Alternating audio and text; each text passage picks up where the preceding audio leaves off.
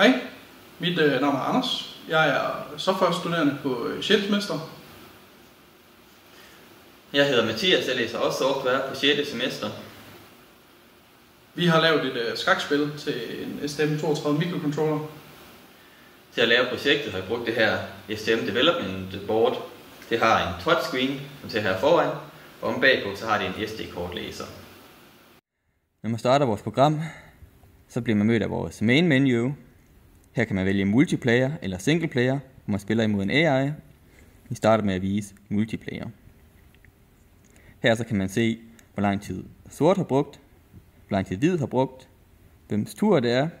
Man kan trykke på det røde kryds for at komme tilbage til main menu. Man kan gemme det nuværende brætstadie, og man kan load det bræt, man tidligere har gemt. Hvis vi starter med at vise nogle moves, så hvis vi trykker på en pawn her, så man kan gå 2 frem.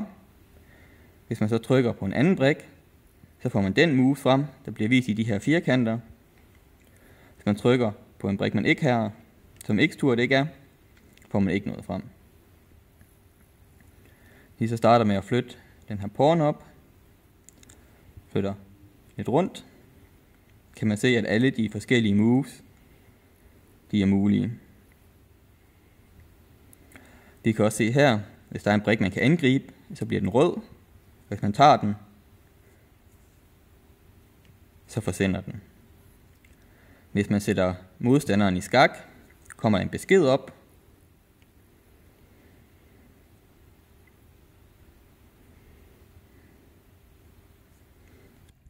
På det her board kan vi se, at den sorte konge er i skak. Det gør så, at de possible moves de er begrænsede. Så kongen kan ikke gå herhen, fordi så vil han stadigvæk være i skak. Og hvis vi vælger dronningen, så kan vi se, at dronningen kan gå ind foran for at skærme.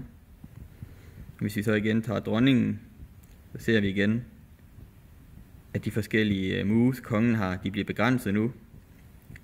Og hvis man vælger en, der ikke kan hjælpe, jamen så får den ikke nogen moves. Hvis man synes, det går godt i en spil, så kan man vælge at game det nuværende stadie og trykke på gemme-knappen. Hvis man så laver et move, man ikke er så tilfreds med, når man rykker herover, så kan man reload spillet ved at trykke på pilen ved at load spillet igen. Og så kan man spille videre herfra. Hvis man vil starte på et nyt spil, så kan man trykke på reset-knappen og så multiplayer igen. Hvis man så ikke er så god til spillet, så kan det være, at man ryger i en hurtig skak.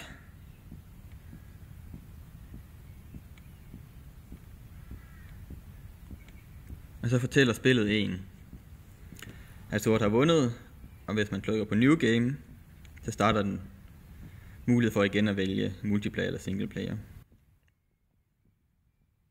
Nogle af de lidt mere avancerede skakmoves, man kan lave, det er rokade og upgrading af pawns. Så hvis man vælger kongen her, så kan man se, at den har mulighed for at gå 2 til højre, og det indikerer, at den kan lave en rokade. I kan se her, at den ikke kan gå til venstre, fordi den er blokeret af dronningen. Hvis vi starter med at lave en rokade for den hvide, og så herop, så kan vi lave en rokade for sort. Så kan vi se, at den hvide bunde her, den er klar til at blive opgraderet. Så når man mover den hen, bliver det automatisk til en dronning. Og ligeledes for sort, når man rykker den ned, så bliver den automatisk opgraderet til en dronning. Så vil vi fortælle lidt om vores singleplayer, og det er, hvor vi har implementeret en skak AI til at agere som modspilleren. Hernede i bunden så har vi en difficulty slider. Den difficulty slider, den sætter en variabel, der hedder search depth i vores minimax-algoritme, som er den implementation, vi bruger til at lave et skak AI. Hvis vi starter singleplayeren, så er det altid dig, der er hvid. Hvis vi så starter med at flytte en mund, så kan vi se, at skak AI'en har flyttet sin hest herhen. Hvis vi fortsætter med at flytte, så kan vi se, at den også fortsætter med at flytte. Og den er forholdsvis god til at finde på gode træk. Den bruger Minimax-algoritmen, som handler om at kigge ud i fremtiden og finde den optimale strategi for hvordan det er, du flytter det, med at den tager ligesom et snapshot af boardet, og så regner den ud, hvad for en værdi det board det har, i forhold til, hvad brik har et tal. Så de hvide, de tæller negativt for AI'en, og de sorte brikker tæller positivt for AI'en. Så handler det bare om, at den finder den set af moves, der vil give den højeste score, hvor den så selvfølgelig også kører som en AI for den hvide, så det vil sige, at den prøver også at predict den best possible outcome for hvid, så det er move, der giver bedst score for hvid. Og så genererer den sådan en træstruktur, indtil den rammer den optimale udgang, hvor det er, at begge spillere har taget den optimale move, og så ender den med, at brættet er en eller anden talværdi værd. Det er selvfølgelig rigtig mange, den skal søge igennem, så derfor bruger den noget, der hedder alpha-beta pruning, for at fjerne nogle af de noder, den søger igennem.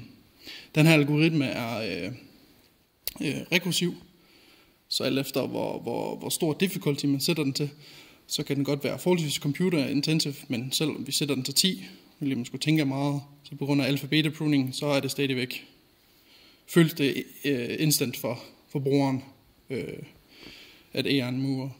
Det man så skal lige mærke til, at når den flytter så hurtigt, så hvis man for eksempel som hvid får skak, så siger den skak, men så når den allerede er flyttet ud af skakket. Så det kan godt være lidt forvirrende i forhold til, at den er så hurtig. Det her, det er så vores Git repository inde på GitLab. Inde på GitLab har de også sådan en planning section, hvor de har et issue board. Det minder lidt om et Scrum board, som vi så har brugt til at holde styr på vores forskellige tasks og hvem der skal implementere hvad. Det her, det er så vores applikation åben i TouchGFX Designer, som er det værktøj STM tilbyder til, at man kan lave TouchGFX applikationer. Herude til venstre, så kan vi se vores render stack, og her er det meget vigtigt, hvad for en rækkefølge tingene ligger i. For eksempel så kan vi se her, windscreen har vi helt i toppen. Det er en modal. Hvis vi siger, at den skal show by default, så vil den her skærm altid vise sig, fordi den ligger øverst. Alt det kode, vi så renderer her, er bordet inde i koden, det kommer så til at blive lægget oven på den her. Så det er så vigtigt, at vi fjerner det fra call-stacken, før det er, at vi shower den her. Ellers vil den vise den her boks, og også vores custom rendered components oven på det. TouchGFX Designer er egentlig et meget fint værktøj. De har en masse pre-built containers, du kan trække ind her. Images og boxes osv. Nogle af tingene kan nogle ting, men det er lidt begrænset på, hvor meget det kan. De har sådan nogle interactions, man kan sætte op herinde. Her har vi en, hvor vi for eksempel siger, at den skal køre noget TouchGFX-kode, eller den skal køre noget C++-kode, og det fungerer egentlig også fint nok, men kan godt være lidt forvirrende, fordi du bare skal skrive det uden noget IntelliSense. Det er til gengæld også muligt at åbne TouchGFX i Visual Studio, som I ser her, og vi har al vores kode. Og det fungerer egentlig også meget fint, fordi der har du Visual Studio debuggeren, som så også virker sammen med simulatoren, og du kan breakpoint, hvilket vil sige, at al vores GUI-kode kan vi fuldstændig debug og troubleshoot på computeren, uden vi er nødt til at skulle have gang i boardet, hvilket fungerer super, super godt. Og det kører ligesom på boardet i den her simulator her. Den compiler bare til x86 i stedet for til ARM-processoren.